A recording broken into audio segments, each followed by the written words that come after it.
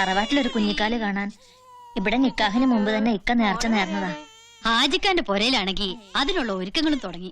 അതിനെന്താ, ദൈവത്തിനുള്ള നേർച്ചയല്ലേ, നടക്കട്ടെ. ഞാൻ പറഞ്ഞില്ലേ, ഈ മതങ്ങളും വിശ്വാസങ്ങളും ഒക്കെ മനുഷ്യനെ ഭിന്നിപ്പിക്കാനുള്ളതല്ല, ഒന്നിപ്പിക്കാനുള്ളതാണ്. കുഞ്ഞിനെ ഇങ്ങോട്ട് തന്നേക്കൂ, കൈമാറിയിൽ അപ്പ ശീലക്കേടാ. അതിന് നിന്റെയും ആർക്കെങ്കിലും കിട്ടിയിട്ട് വേണ്ടേ? മോക്ക് എന്തെന്നാ പേരിട്ട്? അമ്മ വിളിക്കണത് പൊടിമോളെന്നാ.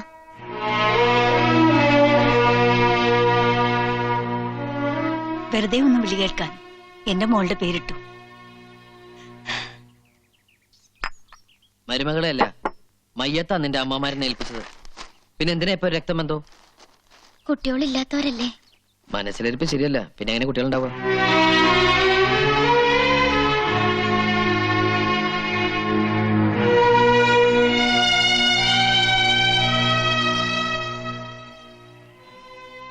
നിന്നെ വിഷമിപ്പിക്കാൻ വേണ്ടി പറഞ്ഞല്ല. ഒരു വർഷം മുമ്പ് ഇതുപോലെ ഒരു ചടങ്ങ്, ആ ചടങ്ങിന്റെ അന്ന് തെരുവ് പട്ടിയെ പോലെ തല്ലിച്ചയച്ചത് തന്നെ ഒന്നും മറക്കാൻ പറ്റണില്ല. പൊടിമോളെയും കൊണ്ട് ചെല്ലൂന്ന് കരുതി അവിടെ ചടങ്ങൊരുക്കം തുടങ്ങി. വേണ്ട, നമ്മുടെ കുഞ്ഞിന് അങ്ങനെ ഒരു ആചാരവും കർമ്മവും ഒന്നും വേണ്ട. ജാതിയും മതമൊന്നുമില്ലാതെ അതൊരു മനുഷ്യക്കുഞ്ഞായി വളർന്നോട്ടെ.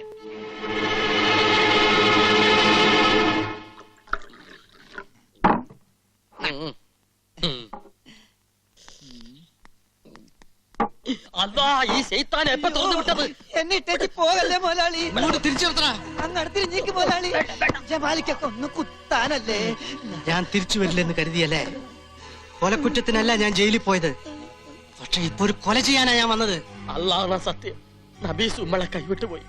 എന്നെ കൊല്ലരുത്, എന്റെ സുന്ദരിയായ പെങ്ങൾക്ക് കെട്ടിയോനില്ലാണ്ട് പോവും. ഇങ്ങനത്തെ ഒരു കെട്ടിയൻ എന്റെ പെങ്ങൾക്ക്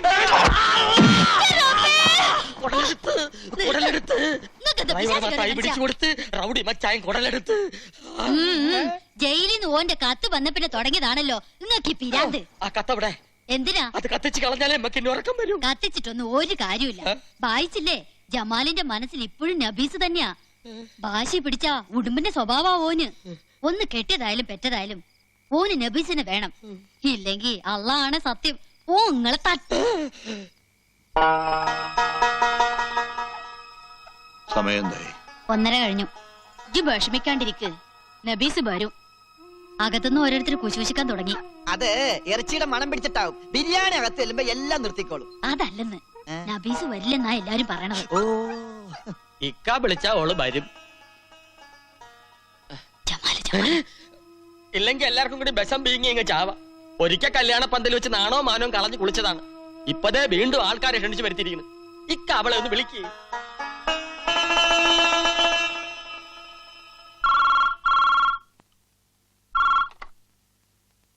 ഹലോ മോളെ,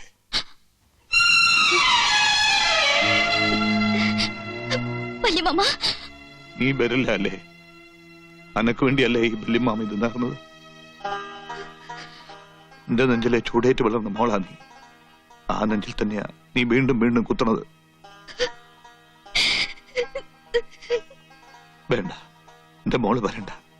പക്ഷെ ഈ ചടങ്ങിൽ വന്നില്ലെങ്കിൽ നിന്റെ വല്യമ്മാമയുടെ മയ്യത്ത് കാണാൻ എന്റെ മോള് വരേണ്ടി വരും.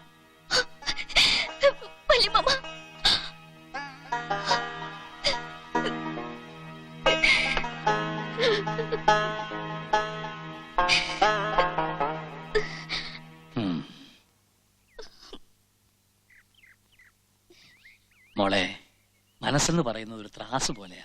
ആ സമാസമം നിർത്താൻ വലിയ പാടാ. ഭർത്താവിനെ വന്ദിക്കണം എന്ന് വെച്ച് സ്വന്തം വീട്ടുകാരെ നിന്ദിക്കാൻ പാടില്ല. മോള് പോണം. എന്റെ മോനെ കാണുന്നതിന് മുമ്പ് അവരില്ല കണ്ടത്. അവരുടെ ശാപം എന്റെ മോക്ക് വേണ്ട. മോള് പോയിട്ട് വാ.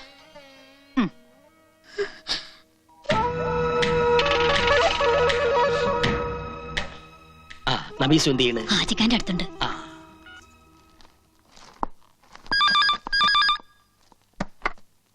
ഹലോ, താൻ നബീസിനോട് പോണ്ടാന്ന് പറഞ്ഞ് എന്നാ കേട്ടോ. നബീസു ഇപ്പൊ ഇമ്മടെ കൂടെ ഉണ്ട്. ഒരു ബുദ്ധിമോശം കൊണ്ട് എന്റെ കൂടെ ചാടി പോന്ന. പക്ഷേങ്കി ഓള് മാളിയക്കര തറവാട്ടിലെ മുത്താണ്. ഓൾ അമ്മാവന്മാര് പറഞ്ഞതേ അനുസരിക്കൂ. തനിക്കിപ്പോ എന്താ വേണ്ടത്? എന്റെ മൂക്കിന്റെ താഴെ, അതായത് മേൽചുണ്ടിന്റെ മേലെ ഒരു സാധനമുണ്ട്, മീശ. അതങ്ങ് ഷേവ് ചെയ്ത് കള. എന്നിട്ടൊരു പൊട്ടും വെച്ച് സാരി ഉടുത്ത് നടക്കണം. സ്വന്തം ഭാര്യ ബലവെക്കാത്തവൻ ആ വേഷം നന്നായിട്ട് ചേരും. അതുകൊണ്ടാണ് താൻ മീശോയ്ക്കകത്ത് വെക്കണോ ഫോൺ. എന്തു പറ്റി? പേടിച്ചു പോയി. ഓൻ ഓ നാട്ടിന്റെ തല കൊണ്ടാണ് സൂപ്പ് കുടിക്കുന്നെങ്കിൽ നിന്റെ കെട്ടിയോൻ കുറുക്കന്റെ തല കൊണ്ടാ സൂപ്പ് കുടിക്കുന്നത്. അല്ലെ ഇമ്മടെ തല കൊണ്ടുള്ള സൂപ്പ് ജമാല് കുടിക്കും.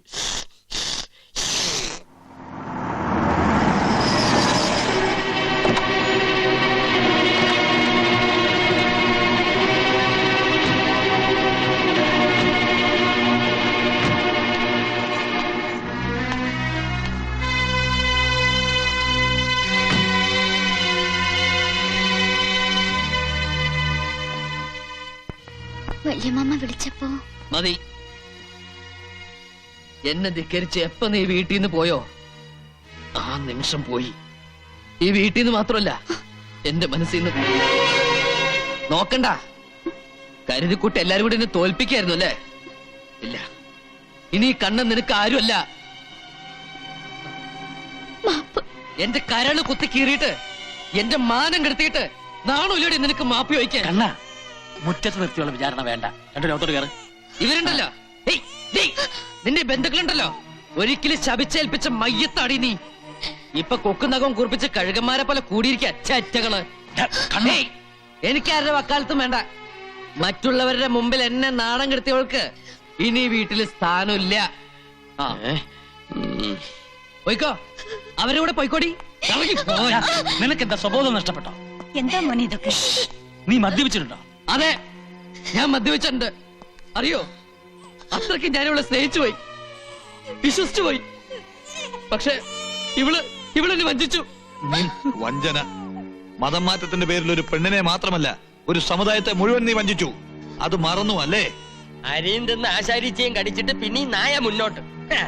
ആണിനെ പെണ്ണനുസരിക്കും. ആണും പെണ്ണും കെട്ടവനായാലാ.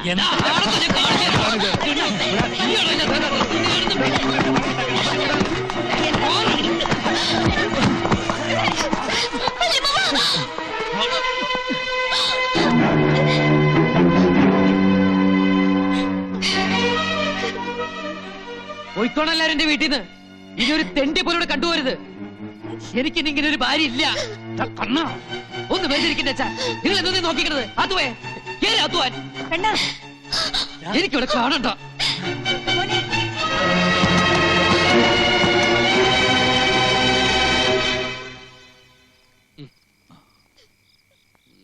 എന്റെ മോള് വാ.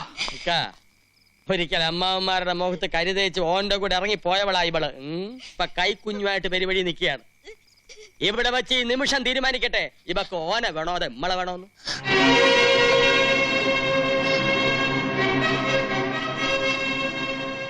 ഈ കൈയിലടിച്ച് സത്യം ചെയ്യും.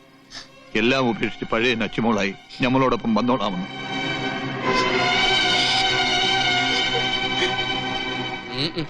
ജമീല, ഇതിനെ പിടിക്ക്. നീ വാ മോളെ. ഏത് മോള്? ഓളെ വെളിയിൽ തള്ളി ഇങ്ങടെ പോകാൻ കഥ കടച്ചില്ലേ? അതോടെ ഈ ബന്ധം തീർന്ന്. പോയി വാ മോനെ. തോപ്പി നമ്മുടെ മോള്.